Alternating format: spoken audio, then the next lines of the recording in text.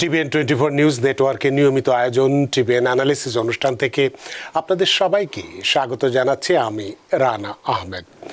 সুপ্রিয় দর্শক, আপনারা এই মুহূর্তে যারা ঘরে টেলিভিশন সেটের সামনে বসে এই অনুষ্ঠানটি দেখছেন কিংবা আরেকটু পরে টেলিভিশন সেটের সামনে বসে আপনাদের এই প্রিয় অনুষ্ঠানটি উপভোগ করবেন, কিংবা এই মুহূর্তে যারা ফেসবুক লাইভে ঢুকেছেন অথবা আরেকটু পরে ফেসবুক লাইভে ঢুকবেন, কিংবা আরও পরে সময় সুযোগ মতো যারা ইউটিউবে অনুষ্ঠানটি দেখবেন তাদেরকেও আগাম স্বাগত জানিয়ে রাখি।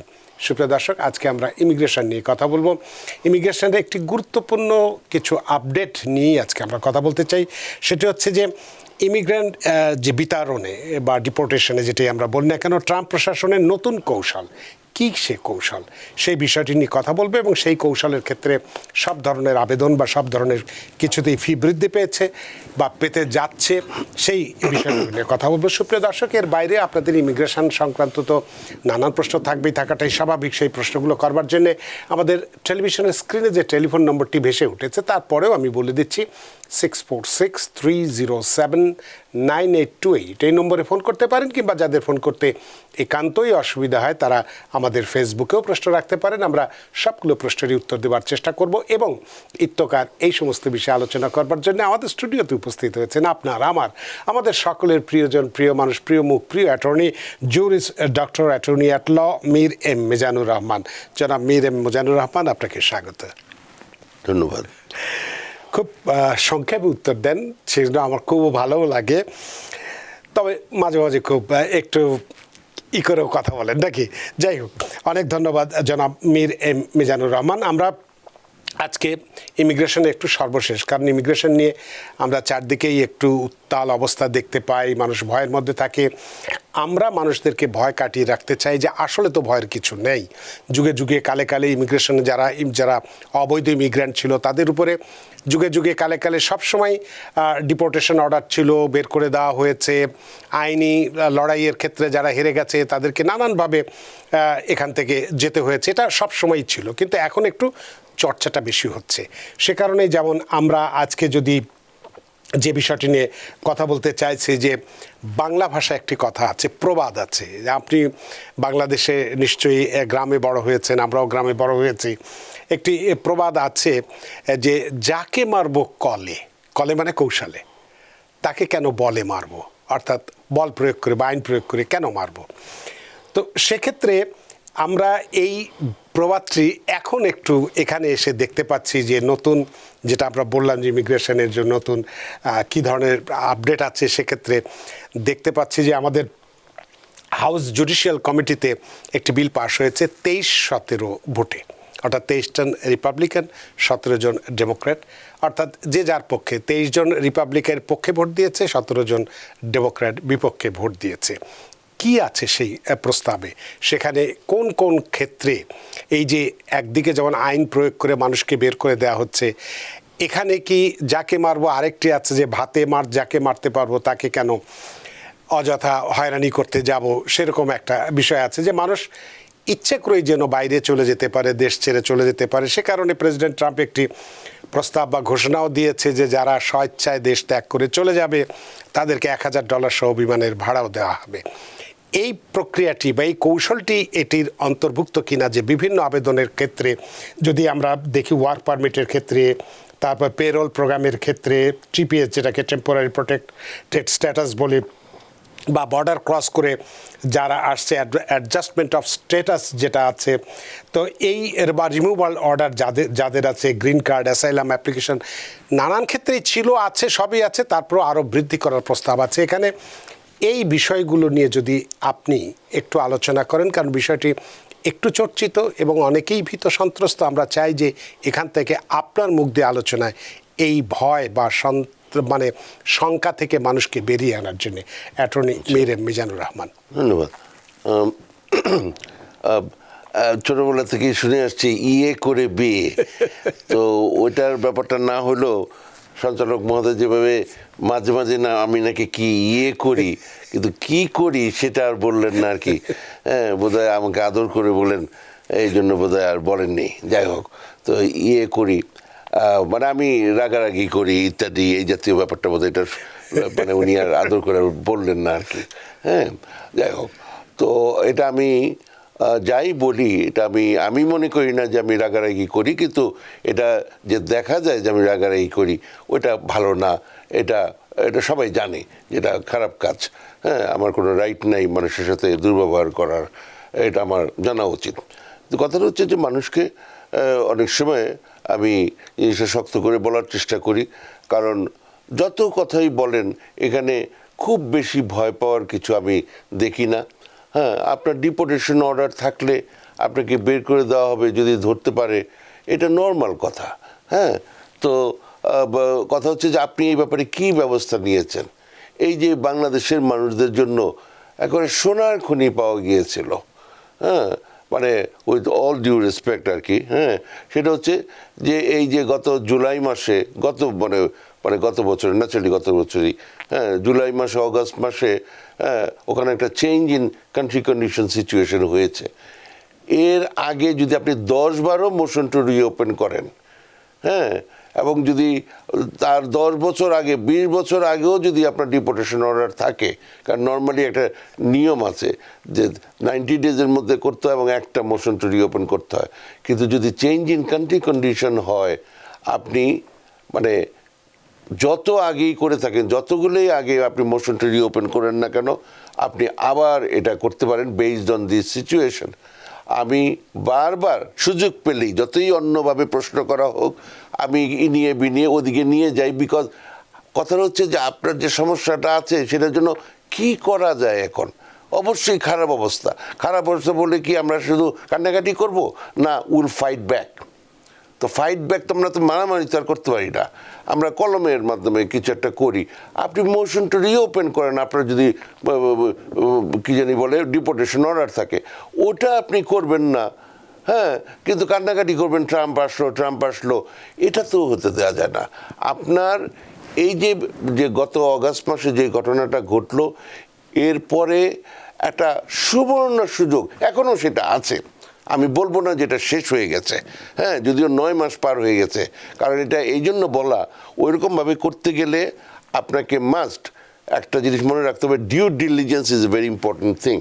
আপনি বসে থাকবেন বহু বছর পরে গিয়ে তারপরে আবার আপনি তখন বলবেন যে এইবার আমার মনে হয়েছে আমি এবার কিছু করি, তাহলে হবে না। আপনার একটা রিজনেবল পিরিয়ড অফ টাইমের মধ্যে এটা করতে হবে। আরেকটা জিনিস হচ্ছে, অনেকে হয়তো কিছুই করেননি এই পর্যন্ত, আপনি ইলিগাল, আপনি কিছুই করেন নাই, তারপরও আপনি এখন চেঞ্জ ইন পার্সোনাল সার্কামস্টেন্সেস চেঞ্জের ভিত্তিতে আপনি এখন অ্যাসাইলাম সিক করতে পারেন, মানে যেটা নর্মালি 1 বছরের মধ্যে করতে হয়। আপনার এক্সেপশন চান, দিস ওয়াজ দ্য মানে এক্সেপশনাল সার্কামস্টেন্সেস। তো এখন আপনি যদি এগুলা না করেন, হ্যাঁ, তাহলে ওই যে ট্রাম্প সাহেব আসলো, সে করা কিছু করবে, ওটার জন্য তো তাকে দোষ দেওয়া যায় না, এর দোষটা আমাদের যারা আমরা করতেছি না। আচ্ছা, এখন কথা হচ্ছে যে হ্যাঁ, ইভেন আপনারা জানেন ট্রাম্প সাহেব প্রথমে একটা টার্ম কাটিয়ে গেছে, সেই সময় অলরেডি এটা ছিল, হ্যাঁ, যে কী ব্যাপার, যে অ্যাসাইলাম অ্যাপ্লিকেশন সিক করার 1 বছর পরে আপনি ওয়ার্ক পারমিট অ্যাপ্লাই করতে পারতেন। হ্যাঁ, তো এখন সেই জিনিসটা আবার আগের মতো পর্যায়ে চলে আসছিল। তো তারপরে তো নভেম্বর মাসেই উনি জানতেন যে উনি আবার পাওয়ারে আসতেছেন, ইলেকশনে জিতে গেলেন, ওনার লোকজন সব রেডি। ওটা যদি প্রথম দিনও এটা আসতো আমি অবাক হতাম না যে আপনি 1 বছর করে 2 বছর পরে আপনি ওয়ার্ক পারমিট অ্যাপ্লাই করবেন, কি 1 বছর পরে করবেন, সেটা তো প্রথম দিনই দেওয়া যেত, কিছুই করে নাই। এখনো সেই 6 মাস পরে আপনি ওয়ার্ক পারমিট পাচ্ছেন, সেটা ঠিক আছে। ফলে এখন যে এই যে কথাবার্তা হচ্ছে, হ্যাঁ, যেটা সঞ্চালক মহোদয় অলরেডি আমাকে একটা ব্রিফ করেছেন যে জুডিশিয়ারি কমিটিতে কিছু জিনিস পাস হয়েছে, সেটা তারপরে কবে কোথায় যাবে সেটা কংগ্রেসের যাবে, হাউসে যাবে, সিনেটে যাবে, তারপরে প্রেসিডেন্টের স্বাক্ষর হবে, সময় সাপেক্ষ ব্যাপার। এখন কিন্তু কথা হচ্ছে ওই ব্যাপারে কিছু কাজ হচ্ছে, কিন্তু অলরেডি যদি হতো এটা তো অবাক হওয়ার কিছু, এটার জন্য জুডিশিয়ারি কমিটি লাগে না। হ্যাঁ, তো ফলে আপনারা প্রস্তুত হন যে এইটা যদি কমে আসে। আরেকটা কথা মনে রাখতে হবে, এই যে 5 বছরের জন্য ওয়ার্ক পারমিট পাচ্ছেন, 2 বছরের জন্য পাচ্ছেন, 1 বছরের জন্য পেয়েছেন আগে, এগুলার কিন্তু কোনো বিশেষত্ব নাই, এটা টেম্পোরারি মেজার। যেহেতু অনেক দিন লাগতেছে একটা ওয়ার্ক পারমিট করতে, হ্যাঁ, মানে একটা অ্যাসাইলাম অ্যাপ্লিকেশন মানে অ্যাডজুডিকেট করতে, অ্যাডজাস্টমেন্ট অফ স্ট্যাটাস বা বিভিন্ন কিছু করতে, সেই জন্য একবারে অনেক দিনের জন্য একটা দিয়ে দিল, ওদের অ্যাডমিনিস্ট্রেটিভ কস্ট হয়তো কম হয়, সেই জাতীয় ব্যাপার। কিন্তু যদি আপনার অ্যাসাইলাম অ্যাপ্লিকেশনটা ডিনাইড হয়ে যায়, তখন যতই 5 বছর আপনার থাকুক ওইটা অটোমেটিক্যালি ওইটার কার্যকারিতা নাই। না, কিন্তু এই কমিটিতে যেটা প্রস্তাব বা পাশ হয়েছে সেটা হচ্ছে যে আপনি যেটা বললেন যে ওয়ার্ক পারমিট এখন 5 বছর মেয়াদে দেয়া হচ্ছে, কিন্তু সেটা তো কমিয়ে 6 মাস পর পর রিনিউ করার কথা বলা হচ্ছে, এবং প্রথমবারে যে ফি আছে সেটা তো আছেই $1000, পরবর্তীতে প্রতি 6 মাস পর পর $550 করে দিতে হবে। প্রথমবার আগে কোনো ফি ছিল না, এখনো ফি নাই, কিন্তু এখন 1000 দিতে হবে প্রথমবার, এবং প্রতি 6 মাস পর পর রিনিউ করতে হবে। এবং এগুলা সবই প্রস্তাব, সিস্টেমটাকে বিলম্বিত করবে না। এগুলা প্রস্তাব, এগুলা প্রস্তাব, এবং অবশ্যই মানে খুব কড়া কড়া কথাবার্তা। এগুলা পাশ হয়ে আস্তে আস্তে হয়তো ট্রাম্পের সাহেবের 4 বছরই চলে যাবে। হ্যাঁ, এর আগেও বাইডেন সাহেবের আমলে এরকম কমিটি করে দেওয়া হয়েছে, এগুলা খালি কথাবার্তা, এরকম প্রচুর প্রস্তাব আছে। আমি এইটা না হওয়া পর্যন্ত আমার কাছে এগুলার কোনো ভ্যালু নাই, সোজা কথা। এটা এখান থেকে মেইন হাউসে যাবে, সেখান থেকে সিনেটে যাবে, সেখান থেকে 2 হাউসে মিলে পাশ হইতে হবে, তারপর প্রেসিডেন্ট সাইন করবে। এগুলো আমার কাছে দিল্লি বহুদূর ওই জাতীয় ব্যাপার স্যাপার, মানে সোজা কথা আমার কাছে। কিন্তু ইজ ইট হ্যাপেনিং, মানে এই যে এই ধরনের প্রস্তাব কি হয়েছে, একেবারে অবশ্যই সত্য কথা হাউস কমিটিতে এটা হয়েছে। এবং এগুলো আমাদের জানার থেকে এই যে মানে সংবাদকর্মী হিসাবে, মিডিয়া কর্মী হিসাবে, হ্যাঁ, সংবাদ মাধ্যমের পৃষ্ঠপোষক হিসাবে আমাদের যে মহোদয় যিনি এগুলো বলেছেন ওনারা আরও ভালো জানবেন, এবং এটা হয়েছে।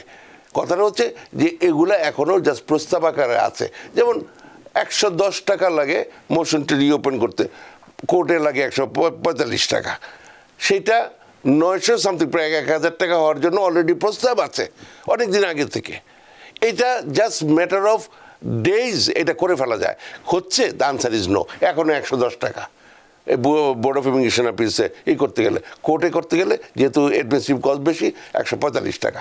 তো এখনও যেটা আছে সেটা আপনারা কাজে লাগান, নাহলে ক্ষতি হয়ে যাবে, ক্ষতি হয়ে যাবে। এখনও বাংলাদেশে যে কান্ট্রি কন্ডিশন চেঞ্জ হয়েছে ওর ভিত্তিতে আপনাদের যার যা আছে সব কিছু নিয়ে আপনারা ঝাঁপিয়ে পড়ুন। হ্যাঁ, আমার মানে বদ্ধতা বোধহয় আমার নষ্ট হলো কিনা, হ্যাঁ, মানে কিন্তু আমি জাস্ট বলছি আপনার যা আছে আজকে রাতের মধ্যে বেগম সাহেবের সাথে, হাজব্যান্ডের সাথে বসে নিজের আলাপ করে আপনার কালকের মধ্যে আমেরিকাতে 1 মিলিয়ন লয়ার আছে, আর বাঙালি উকিলের কাছে যেতে কোনো কথা আছে নাকি? হ্যাঁ, মানে যে কোনো জায়গায় যাবেন, এই এত দূর পর্যন্ত যখন আসতে পারছেন, যে কোনো উকিলই আপনার কাছে উকিল। শুধু দেখবেন যে কাজটা বুঝে কিনা। হ্যাঁ, যাই হোক, কারণ কথা বলে আপনি হয়তো উকিল না, কিন্তু আপনি কিন্তু কমন সেন্স নাই তা না। Law is common sense. আপনি তাদের সাথে বসেন, বসে দেখেন, আপনার এক্সপ্লোর করেন, করে আপনি ঝাঁপিয়ে পড়েন, দেখবেন কোনো সমস্যা নাই। ধন্যবাদ। তো আর একটি যে বিষয়, মানে ভয়ঙ্কর বিষয়, যেটা আমার কাছে মনে হয় যে কেউ হয়তো বিভিন্ন কারণে মানুষ এই দেশে আসতে চায়, জীবন গড়ার জন্য হোক, জীবনে ভয় পাওয়ার জন্য হোক, যে কোনো কারণেই হোক না কেন, হয়তো হাজব্যান্ড ওয়াইফ আসছে, ছোট বাচ্চাটাও আছে, বর্ডার ক্রস করার সময় দেখা গেল হাজব্যান্ড ওয়াইফ যে কোনো কারণে আসতে পারলো না, বাচ্চাটা রয়ে গেল। সেই বাচ্চাটার ক্ষেত্রে যদি কেউ স্পন্সরশিপ দিয়ে নিয়ে নিতে চায়, সেক্ষেত্রেও তো দেখা যাচ্ছে $3500 তাকে স্পন্সরকে দিতে হবে। এবং শুধু তাই নয়, তার এই বাচ্চার ফ্যামিলি সম্পর্কে নানান তথ্য তার কাছে যে স্পন্সর করে নিচ্ছে তার কাছে জানতে চাইবে। আবার ডিউ ডেটে যদি বাচ্চাকে যেদিন কোর্টে যেতে বলা হবে, যদি কোনো কারণে না হয় $5000 নেওয়া হবে। এই বিষয়টিকে তাহলে আপনি কিভাবে দেখবেন, যদি সত্যি সত্যি এটা বাস্তবায়িত হয়? এটা কি অমানবিক ব্যাপার নয়? আপনি আমাকে অনেক আদর করেন, এটা নতুন কিছু না, আমার বয়স কম না, তারপরও আপনি আদর করেন। কিন্তু আমি আপনাকে বলতে বাধ্য হচ্ছি যে এখানে প্রবলেমটা কোথায়। মানে আমি আপনাকে বলতে চাচ্ছি, আপনি একটা বাচ্চা টেক কেয়ার করবেন, আপনাকে যদি গভর্নমেন্ট আরও রেসপন্সিবল করতে চায়, আপনি কোর্টে তাকে হাজির করবেন না, ফ্যামিলি কোর্টে গিয়ে এই যে মানে লং টার্ম ফস্টার কেয়ারে নেবেন, আপনি নিয়ে গেলেন, তারপর আর কোনো খবর নেই, এই বাচ্চাটার কি হবে? আপনাকে এইগুলা করে, ওই যে আপনি বললেন, মানে বলে না কলে, তো এই লোকটাকে যদি এই ভয়টা না দেওয়া হয়, এই যে নিয়ে গেল, তারপর আর বাচ্চার কোনো খবর নাই, তার এদিকে হইলো না ওদিকে হলো না, 2 কুলি হারালো। এই কারণটা তো আবার অনেকে নিতেও চাইবে না, ইচ্ছা থাকলেও তো নিতে চাইবে না, ঝামেলা হবে মনে করে। কিন্তু তাহলে এই বাচ্চাটা যাবে কোথায়? আপনি যদি তাকে, মানে আপনার এমনিও যদি একটা দত্তক নিতে যান, আপনার অনেক পয়সা করি খরচ হয়। আপনি যদি এমনি একটা বাচ্চা দত্তক নিতে চান, হ্যাঁ, অভিভাবকত্ব নিতে চান, আপনার প্রচুর পয়সা করি খরচ হন। আপনি এখান থেকে ওই যে ঈদের নামে এনে একটা আরেকজনের বাচ্চা যে আপনি নেবেন, এখানে যদি আপনার কস্ট না ইনভলভ করা হয়, আপনার যদি ওই ধরনের অবস্থা না থাকে, ওই বাচ্চাকে আপনার যদি ওই ধরনের ব্যবস্থা না থাকে আপনার দেওয়ার মতো অবস্থা, তাহলে এই বাচ্চাটার কি হবে? তারপরে আপনি যদি তাকে এই যে যেই কোর্ট থেকে এই তার মানে ফস্টার কেয়ারের ডিসিশনটা নেওয়া হবে ফ্যামিলি কোর্টের মাধ্যমে, তারপর ইমিগ্রেশন কোর্টের মাধ্যমে, এই যে এগুলো করা হবে, এইখানে যদি তাকে ঠিকমতো রেসপন্সিবল না করে, তার যদি ভালো টাকা পয়সা না থাকে, তাহলে এই বাচ্চা সে পালবে কীভাবে? সে নিজেই যদি গরিব থাকে, তাহলে এই বাচ্চাকে সে টেক কেয়ার করে, তখন সে স্টেটের উপর একটা বার্ডেন হবে। কারণ এখানে আপনার একটা কথা মনে রাখতে হবে, অফকোর্স আমি একজন ইমিগ্রেশন অ্যাডভোকেট, হ্যাঁ, এবং I am proud to be, কিন্তু অ্যাট দ্য সেম টাইম আপনাকে বুঝতে হবে এই দেশটা তো শুধু এরাই সব না, যে সিটিজেন আছে, যে কাজ করলো, ওদের ট্যাক্সের পয়সা অ্যাসাইলাম করতে, এই যে এগুলো করতে কোনো পয়সা দিতে হয় না। তো এই যে এনাদের ট্যাক্সের টাকায় যে এই জিনিসটা, তাদেরকে যদি এইভাবে করে রেসপন্সিবল না করা হয়, তাদের থেকে যদি কোনো এই যে মানিটারি বা ফিনান্সিয়ালি এইভাবে যদি শেয়ারিংটা না করা হয়, তাহলে এই টাকাটা দেবে কে? এই টাকাটা দিবে কে? তাইলে যারা ট্যাক্স পেয়ার তাদের উপর দিয়ে যাবে, তখন আপনি তাদেরকে এন্টি ইমিগ্রেন্ট বানিয়ে ফেলতেছেন। কিন্তু এদের যদি এদের নিজেদের পয়সায় যদি এরকম কিছু করা যায়, এটা যদি দেখানো যায় আমরা তাদের উপর এরকম রেসপন্সিবল করতেছি, তখন একটা মোর সহনীয় হবে। নাহলে তো ট্যাক্স পেয়ারের উপর দিয়ে সব কিছু যাচ্ছে। অ্যাসাইলামের জন্য যে হোল প্রসেস, এই যে এত ইমিগ্রেশন কোড এটসেট্রা, এগুলোর জন্য 1 পয়সা দিতে হয় না। তো এই টাকাটা তো ট্যাক্স পেয়ারের পয়সা, তাদের কথাটাও চিন্তা করেন। হ্যাঁ, তো তখন মানে আমি বলতেছি না যে যারা সিটিজেন তাদের প্রতি মানে এটা আমেরিকার একটা দায়িত্ব আছে, কিন্তু কথা হচ্ছে এটার সহনীয় পর্যায়ে নিয়ে আসা। নাহলে তো তাদের উপরে তার মেইন কথাটা হচ্ছে তারা কেমন রাগ তাদের উপর, যে এরা আসতেছে, এরা কোনো মানে কন্ট্রিবিউট করতেছে না, আমাদের পয়সার উপরে যাচ্ছে। তো এই সমস্ত কারণে, বা এই যে আইস যে এনফোর্সমেন্ট করবে, এই যে 100,000 নতুন বেড করবে, এই টাকাটা দিবেটাকে? তখন এই সাধারণ মানুষগুলা তখন এন্টি ইমিগ্রেন্ট হয়ে যাচ্ছে। ফলে যদি তারা এই টাকাটা দিতে হয় এই বাচ্চাটাকে নেওয়ার জন্য, যদি এই মানে এই যে কস্টটা আপনি যদি অন্য কোনোভাবে নিতে যান, তখনও কস্ট আছে। এখনও আমি যেহেতু এই পুরো ব্যাপারটা দেখি নাই, কিন্তু যদি এরকম মানে এটা তো আলটিমেটলি এখনও আতুর ঘরে কি মানে এইরকম যে কত বিল হয়, কত কমিটিতে কত কিছু আছে, আপনার ধারণা আছে, কিন্তু আমি জানি অনেকের এই ধারণাটা নাই। এগুলো বহু দিল্লি, বহু দূর এগুলো হতে আগে হোক না, তারপর দেখা যাবে। আপনার কথার মধ্যে একটা খুব চমৎকার যুক্তি আছে, যে আসলে যাতে এই আমরা যারা সিটিজেন আছি বা যারা আছে, তাদেরকে যে যারা ইমিগ্রেন্ট হিসেবে আসতে চায় তাদের বিপক্ষে যাতে না যায়, সে কারণে তাদের খরচগুলো তারাই করুক, আমাদের ট্যাক্সের পয়সা দিয়ে তাদের পেছনে খরচ না করে, তাই তো? তারা দিতে রাজি আছে, তবু সার্ভিসটা পাক। হ্যাঁ, সে কারণে বোধহয় যে টিপিএস এর ক্ষেত্রে আমি একটু বলি, $500 ফি বৃদ্ধির কথা বলা হয়েছে, এবং যেটা বললাম বর্ডার পাস করে অ্যাডজাস্টমেন্ট অফ স্ট্যাটাসের জন্য অতিরিক্ত $1500 দেওয়ার কথা বলা হয়েছে। রিমুভাল অফ অর্ডার যদি নির্ধারিত তারিখের মধ্যে যদি উপস্থিত না হয়, বা যদি ডিপোর্টেশন অর্ডারের তারিখের মধ্যে যদি চলে না যাওয়া হয়, তাহলে গ্রেপ্তারের দিন থেকে তাকে $5,000 জরিমানা দিতে হবে। তো এই যে এই বিষয়গুলো, অ্যাসাইলাম ফিও নাকি বৃদ্ধি পাচ্ছে, আপনি নিচেই না, অ্যাসাইলামের কোনো ফি নাই, ওইটা যদি ফি দেওয়া হয় তাহলে হ্যাঁ, তাইলে যদি কিছু টাকা এখান থেকে আসে, ক্ষতিটা কি? কারণ আমরা তো ভাত খাইতে গেলেও তো টাকা লাগে, যে কোনো কিছুর জন্য টাকা লাগে। আমার কথা হচ্ছে এগুলো দিয়েও যদি সার্ভিসটা পাওয়া যায়, তাহলে তো তবু ভালো। আগে সার্ভিস মানে তবু সার্ভিসটা দেখ। তাও আপনার কাছ থেকে অন্তত তাহলে আমরা বুঝতে পারলাম যে যেমন আমি বিরোধী দল, আমি বিরোধী দল মনে করি। জুবিনিয়াল ফি আগে তো ছিলই না, এখন সেটা $500 প্রস্তাব করা হয়েছে। এই ধরনের, অর্থাৎ এখন সব ধরনের সেবা পাওয়ার জন্য বা সুবিধা পাওয়ার জন্য যে ধরনের আবেদনই আমরা করি না কেন, সেটার পেছনে অর্থ ব্যয় করতে হবে। আমি উকিল, আমি 50,000 কাজ করি না, তো সবাই করতেছে, ট্রাম্প সাহেব করলো, অসুবিধাটা কোথায়? এই হলো অবস্থা। অনেক ধন্যবাদ বিষয়টা বিস্তারিতভাবে আলোচনা করার জন্যে। আমরা একটা টেলিফোন প্রশ্ন পেয়েছি ফেসবুকে। সুমন হোসেন, তিনি বলছেন, আমি আমার বউ ও আমার মেয়ের জন্য আবেদন করার সময় আমি যে 5 বছরের মেয়াদের নাকি মধ্যে কি লিখেছে, বাংলাদেশে 3 বার গেছি, সেগুলো লিখতে ভুলে গেছি। এখন আমার কি করণীয়? আমি সিটিজেনের জন্য মানে I-130 অ্যাপ্লাই করেছে, তার জন্য কি পরামর্শ আপনার? না, সিটিজেনের জন্য অ্যাপ্লাই করেছেন?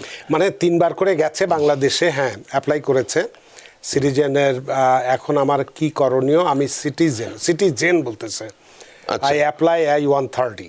আচ্ছা, ইমিগ্রেন্ট পিটিশনের মধ্যে হ্যাঁ। হ্যাঁ, আমি ঠিক এই মুহূর্তে মনে নাই যে উনি যে বাংলাদেশে গেছেন এটা I-130-তে এটা প্রয়োজন আছে কি না, এটা সিটিজেনশিপ ডেফিনেটলি। আচ্ছা ঠিক আছে, যেই পিটিশনেই যদি এটা থাকার কথা ছিল আপনি করেন নাই, কিন্তু স্টিল এটা পেন্ডিং, হ্যাঁ, বা ইভেন কোনো ইন্টারভিউতে আপনাকে এখনো যেতে হয় নাই যদি এটা লাগে না, যদি ওইরকম কোনো সিচুয়েশন হয়, আপনি যেহেতু এটা ধরতে পেরেছেন যে upon further review of this petition you found out these are the shortcomings, এইখানে এই মিস্টেকগুলো হয়েছে, আপনি ওইভাবে করে একটা অ্যাফিডেভিট তৈরি করেন, করে ওই যে রিসিট নোটিশটা আসছে ওইটার সাথে দিয়ে যেখান থেকে এটা আসছে ওইখানে আপনি পাঠিয়ে দেন সার্টিফাইড মেইলে, যে আপনি এখানে কিছু ভুল আছে, আপনি এটা শুধরে নিলেন, কোনো ক্ষতি হবে না।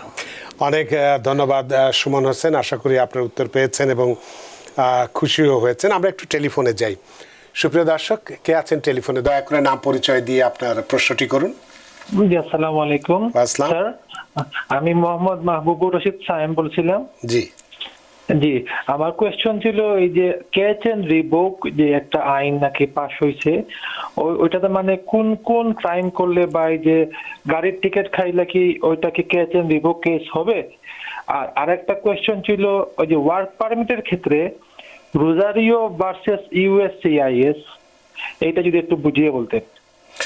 অনেক ধন্যবাদ মাহবুবুর রহমান সায়েম, অ্যাটর্নি মীর মিজান। আচ্ছা, দুটার একটার ব্যাপারেই আমি খুব সহজ করে উত্তর দিতে পারবো না।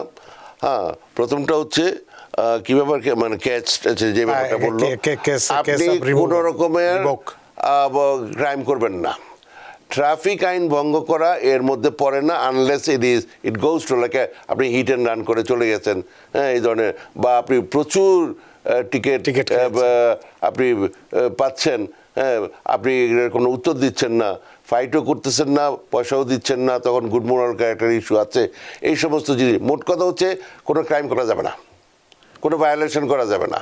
এগুলা ওই জেনে শুনে আমি এখানে 2টা ঘুষি দিব না 1টা ঘুষি দিব, এই সমস্ত কিছু চিন্তাভাবনা করার সুযোগ নাই।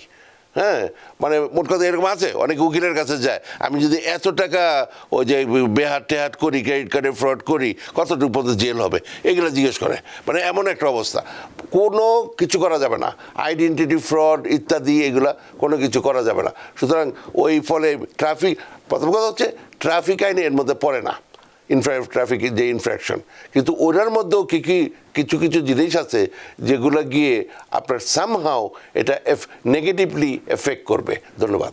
আর একটা যেন কি ওয়ার্ক পারমিটের উপরে কি বলেছিল হ্যাঁ, না ওইটা আপনি আমাকে ওই যেই কথাটা বললেন ওইটার ইস্যুটা কি, মানে আপনি ওয়ার্ক পারমিটের ব্যাপারে কি জানতে চাচ্ছেন সেটা বলেন, প্রশ্নটা কি?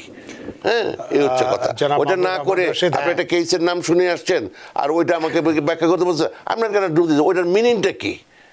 আপনি বলেন যে আপনি মানে ওয়ার্ক পারমিট কতদিনে পাওয়া যায় বা কি কতদিন ধরে পেন্ডিং আছে, যেটা আরও 10টা লোকের উপকার হবে, আপনি আমাকে ওইভাবে বলেন। নাহলে আপনি একটা কেস তো জানি বলি ওইটা নিয়ে এখন আমি লয়ার ক্লাস শুরু করব, that is not what this is about. অনেক ধন্যবাদ মাহবুবুর রহমান। আপনার প্রশ্নটি যদি বিস্তারিতভাবে বলেন তাহলে হয়তো উত্তর দেওয়া সহজ হবে, বায়বীয়ভাবে উত্তর দেওয়াটা যথাযথ হবে না।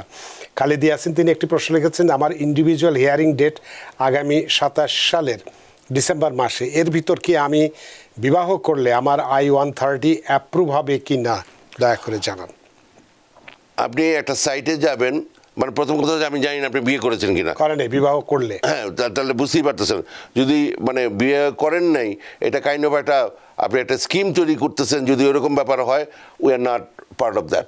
আপনি অলরেডি বিয়ে করেছেন, আপনার স্পাউস হয় green card holder or citizen, তখন কি অবস্থায় যাচ্ছে সেটা আমি বলে দিই, কিন্তু কথাটা হচ্ছে এই ধরনের ভাবে কোনো কারোর কাছে এভাবে যাবেন না যে এই যদি করি তাহলে মানে কাগজপত্র হবে কি না। আচ্ছা, সেটা হচ্ছে যে আপনি USCIS.gov এই সাইটে গিয়ে অল্প একটু স্ক্রল ডাউন করলেই দেখবেন 3টা জিনিস এখানে ক্লিক করা যায়। একটা হচ্ছে আপনার ওই কেসে ধরেন আপনি পিটিশন করেছেন, ওটার যে রিসিট নাম্বারটা দিলে আপনার কেসের স্ট্যাটাসটা কি ওটা জানা যাবে, খুবই নমিনাল যেটা পেন্ডিং আছে ইত্যাদি এই জাতীয়। আরেকটা হচ্ছে প্রসেসিং টাইম, ওইখানে ক্লিক করলে প্রথমে আসবে আপনার ফর্মটা কি, যেমন ইমিগ্রেন্ট পিটিশন করেছেন I-130, ওটাতে ক্লিক করলেন। তারপর হচ্ছে আপনি কে, আপনি ধরেন সিটিজেন, আপনি আপনার স্পাউস ও চিলড্রেন আন্ডার 21-এর ওদের জন্য করেছেন, ওইখানে ক্লিকটা করেন। তারপরে যে আপনি কোথায় ফাইলটা করেছেন, আপনি ওই যে রিসিপ্ট নোটিশটা আছে সেটা সবচেয়ে নিচে বাম দিকে একটা অ্যাড্রেস আছে যেখান থেকে এই চিঠিটা আসছে, ওইখানে দেখবেন যেমন সে ভার্মা সার্ভিস সেন্টার, কি আপনাকে লেখা থাকবে অল সার্ভিস সেন্টার্স, যে কোনো সার্ভিস সেন্টার হোক একই ধরনের টাইম লাগতেছে। আর একটা হচ্ছে ন্যাশনাল বেনিফিট সেন্টার, যেখানে এটা আছে ওইখানে ক্লিক করলে আপনার বলে দিবে, যেমন একটা জায়গায় করলে ইভেন এখন 53 মাস লাগতেছে, আরেকটা জায়গায় 17 মাস লাগতেছে। এই রকমের অবস্থা যেখানে 2 মাসের মধ্যে হয়ে যেতে পারতো, মানে আপনার সিটিজেন উনি পিটিশন করেছে তার স্পাউসের জন্য, সেখানে মধ্যে 17 মাস 53 মাস এরকম লাগতেছে। And that is what is going on, আপনি যেটা জিজ্ঞেস করলেন। ধন্যবাদ, অনেক ধন্যবাদ। এটা হলো প্রথম পার্ট। তারপরে যদি আপনি এখন ওনারা বাইরে থাকে, তারপরে শুরু হবে এই ফাইল যাবে ন্যাশনাল ভিসা সেন্টারে, সেখানে গিয়ে অনেক দিন লাগবে। তারপরে যাবে এমবেসিতে ইন্টারভিউর জন্য, সেখানে লাগবে। সুতরাং টোটাল কতদিন লাগবে ওইটা আমি এখন বলতে পারবো না, বিকজ আমি জানি না। কেউ কি জানেন? দ্য আনসার ইজ নো, যদি কেউ সৎভাবে কথা বলেন। কিন্তু কথাটা হচ্ছে প্রথম স্টেজটা হচ্ছে USCIS এর কাছে আপনার পিটিশনটা অ্যাপ্রুভ হতে হবে, তারপরে গিয়ে হচ্ছে ওনাদের যে সমস্ত আরও ব্যাপার স্যাপার আছে, তো ওইটাই লাগতেছে এখন 17 মাস, মানে যদি আপনি সিটিজেন হন।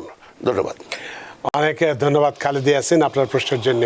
সুপ্রিয় দর্শক কে আছেন টেলিফোনে, দয়া করে নাম পরিচয় বলে আপনার প্রশ্নটি করুন। জি আসসালামু আলাইকুম। আমার প্রথম কোয়েশ্চেন হলো যে আমার বোন ইউএস সিটিজেন, তো আমার মায়ের জন্য অ্যাপ্লাই করেছে, প্রায় 7 মাসের মতো হয়ে গেছে। কার জন্য অ্যাপ্লাই করেছে? আমার মায়ের জন্য। আমার আচ্ছা। বোন অ্যাপ্লাই করেছে, জি, ইউএস সিটিজেন। জি, তো আমার কোয়েশ্চেন হলো কি, নরমালি I-130 অ্যাপ্রুভাল আসতে কতদিন লাগে? আর সেকেন্ড কোয়েশ্চেন হলো, আমার মায়ের আবার ভিজিট ভিসা আছে, যদি উনি অ্যাডজাস্টমেন্ট করতে চায় এখানে এসে, তাইলে কি উনাকে অপেক্ষা করতে হবে 60 দিনের জন্য, না উনি সাথে সাথে অ্যাডজাস্টমেন্ট করতে পারবে? আর কি কি অ্যাপ্লিকেশন করতে হবে অ্যাডজাস্টমেন্ট করতে হলে?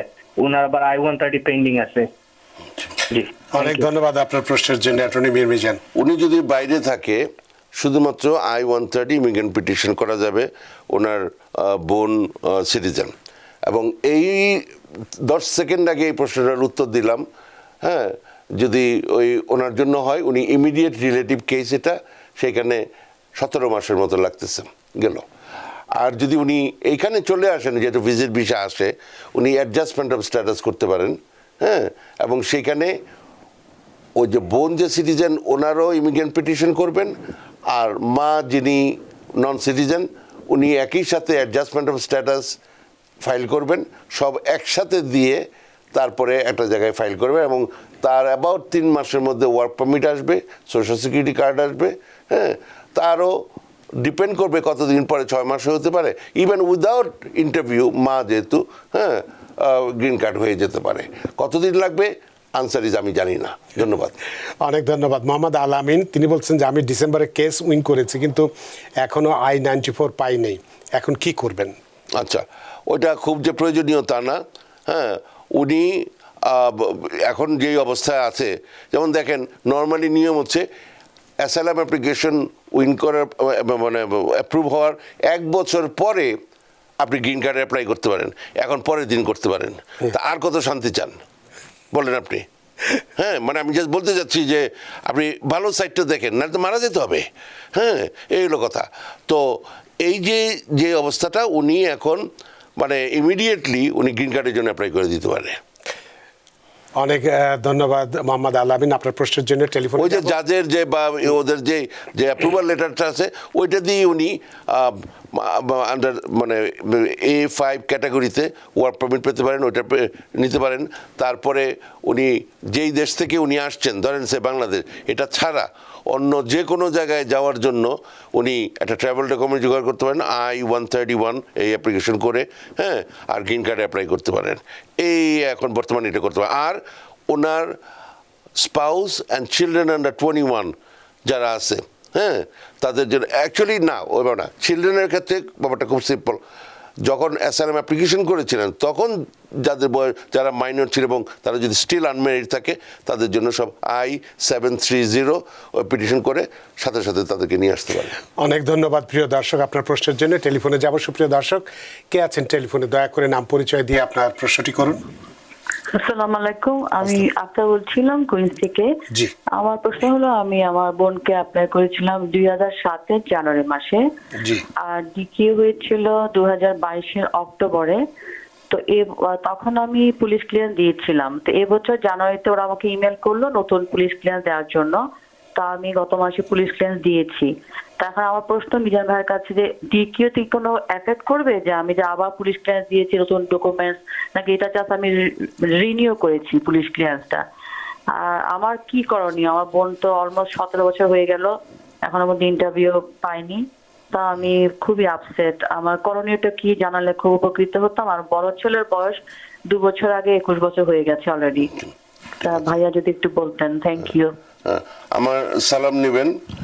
আর প্রশ্নটা অ্যাকচুয়ালি আপনি নিজের জন্য করেছেন বলে আমার মনে হয় না। আপনি জানেন যে এখানকার অবস্থা খুবই খারাপ, কিন্তু আপনার যে প্রিয় বোনের জন্য, হ্যাঁ, কিন্তু আপনার যে বোনটা, আদরের বোনটা আসবেন, হ্যাঁ, উনি যে অপেক্ষা করছেন, ওনার বাচ্চাটা বড় হয়ে যাচ্ছে, ওনার আরও ফ্যামিলি মেম্বার আছে, তারা হয়তো ভাবছে যে বোনটা কি আমাকে নিবে কি নিবে না, ঠিকমতো কাজ করছে কি না এটার ব্যাপারে।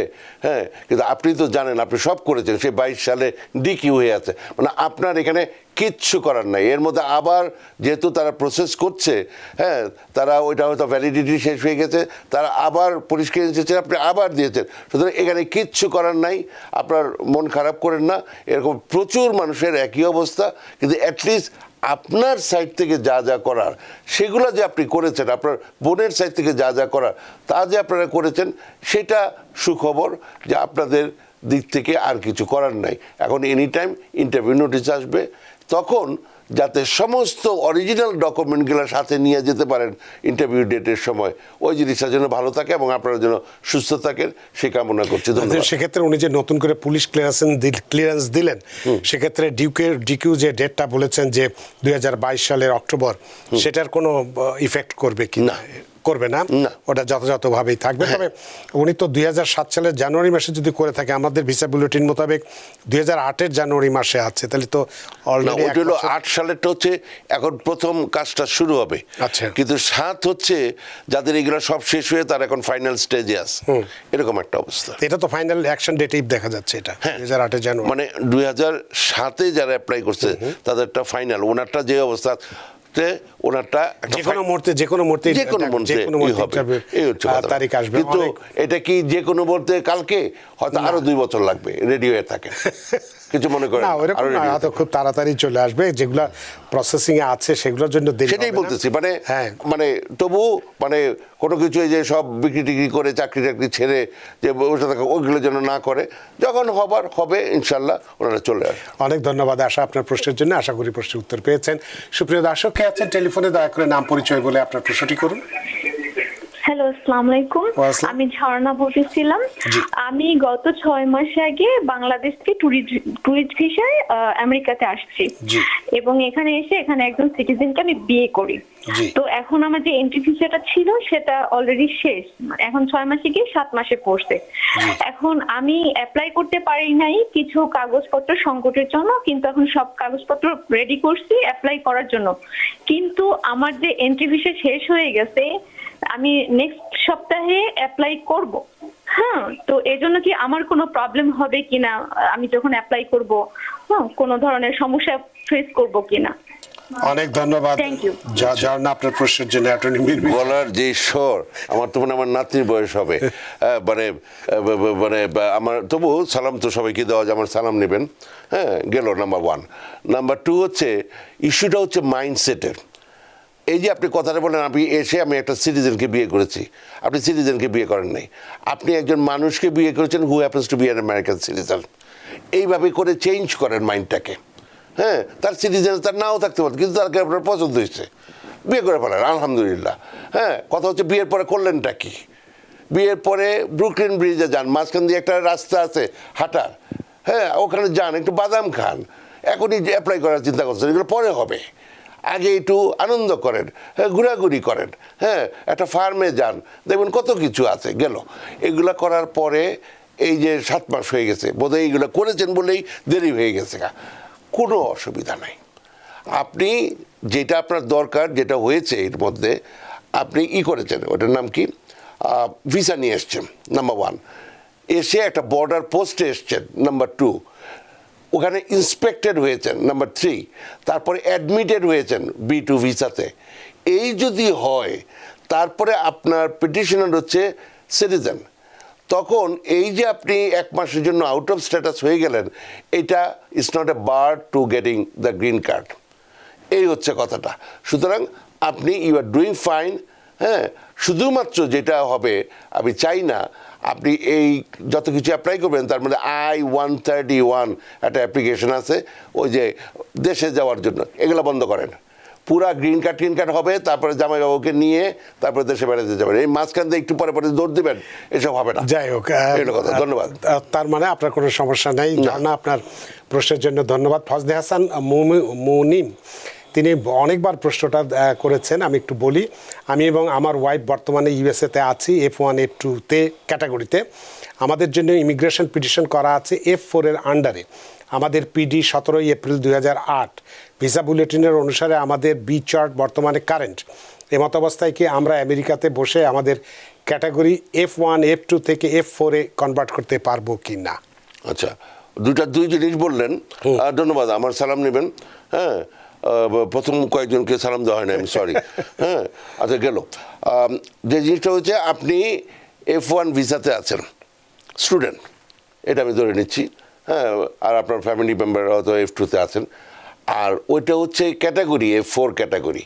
হ্যাঁ, এখন আপনি একটা নন ইমিগ্রেন্ট স্ট্যাটাসে আছেন, আপনি ইমিগ্রেন্ট ক্যাটাগরিতে যেতে চাচ্ছেন, ইমিগ্রেন্ট ভিসার ভিত্তিতে F4 ওই যে ভাই বোন ক্যাটাগরিতে, এটা সম্ভব হবে কি না সেটা হচ্ছে at the time of file, যেহেতু কারেন্ট আছে এখানে, যদি আপনি থাকেন I-485 অ্যাডজাস্টমেন্ট অফ স্ট্যাটাস করার ব্যাপার আছে আপনার।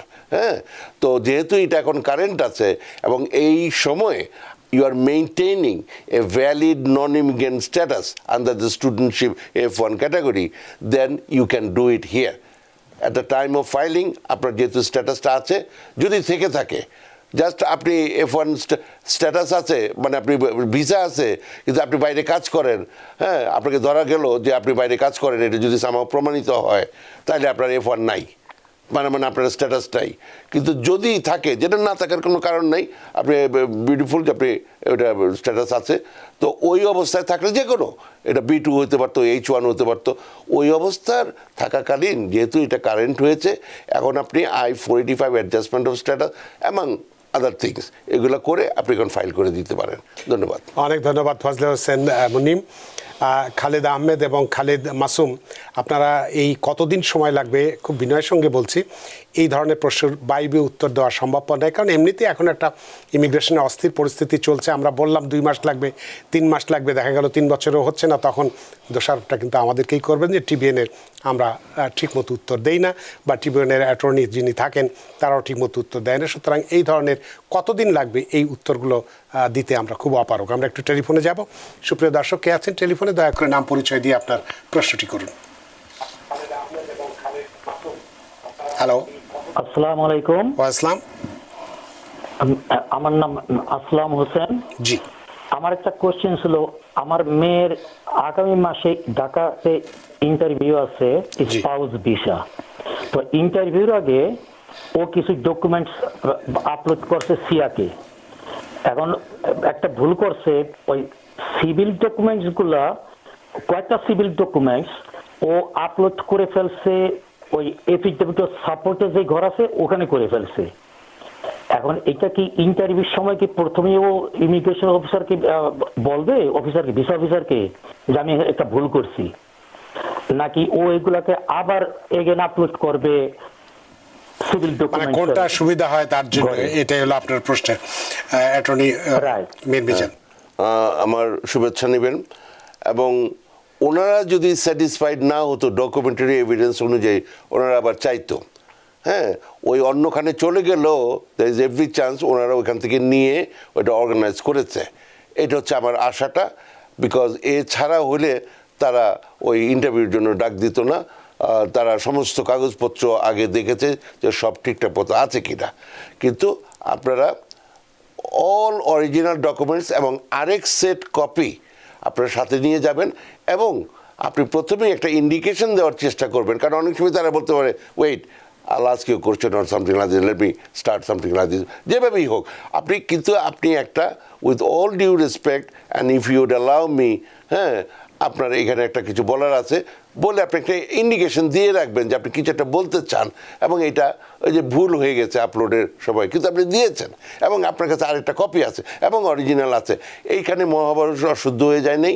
এটা আমি মনে করি everything will go on fine. আপনারা অন্তত একটা সুখবর দিলেন যে আগামী মাসে আপনার ইন্টারভিউ, মানে সেই বছরকে বছর হয়ে গেছে, মানুষ বলতে যাচ্ছে, মানুষের প্রশ্ন থাকে কবে হবে, আর আপনার হচ্ছে ইন্টারভিউ, আপনি আপনি যেটা বললেন ওটি হচ্ছে উত্তর। নতুন করে আপলোড করার কোনো দরকার নেই। যেটি বললেন যে প্রথমে ইন্টারভিউ আগেই বলার চেষ্টা করবেন, তাতে করে আপনার সততাটা প্রমাণ পাবে এবং ইমিগ্রেশন অফিসার অবশ্যই খুশি হবে যেটি বলা হলো। না ওটা থাকুক। সুপ্রিয় দর্শক কে আছেন টেলিফোনে, দয়া করে নাম পরিচয় দিয়ে আপনার প্রশ্নটি করুন। হ্যালো, জি হ্যালো, জি আমরা শুনতে পাচ্ছি, আপনি প্রশ্ন করুন, সময় নেই আমাদের হাতে। হ্যাঁ, আমার নাম প্রশান্ত চক্রবর্তী। জি, আমি গ্রিন কার্ডধারী, আমি 7 মাস হচ্ছে আসছি।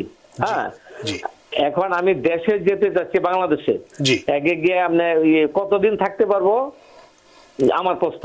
আচ্ছা, অনেক ধন্যবাদ প্রশান্ত চক্রবর্তী। অ্যাটর্নি মীর মিজান, আপনি ওখানে বেড়াতে যাবেন, থাকতে যাবেন না, এই যে মাইন্ডসেটটা, এই ব্যাপারটা আপনি আগে তৈরি করেন। আপনি যেমন পুজোর ব্যাপারে যাবেন, ঈদ পার্বণে যাবেন, 1 মাস থাকেন, 1.5 মাস থাকেন, 2 মাস থাকেন, হ্যাঁ, মানে এইভাবে করে আপনি জিনিসটা চিন্তা করবেন। কারণ আপনি যদি 5.5 মাস থেকে লাস্ট মুহূর্তে এখানে আসেন, এইভাবে করে যদি রেগুলার করতে থাকেন, আপনি ধরে নেন এনি টাইম আপনাকে স্টপ করা হবে। সুতরাং আপনি এটা একটা রিজনেবল পিরিয়ড অফ টাইমের একটা ব্যাপার আছে।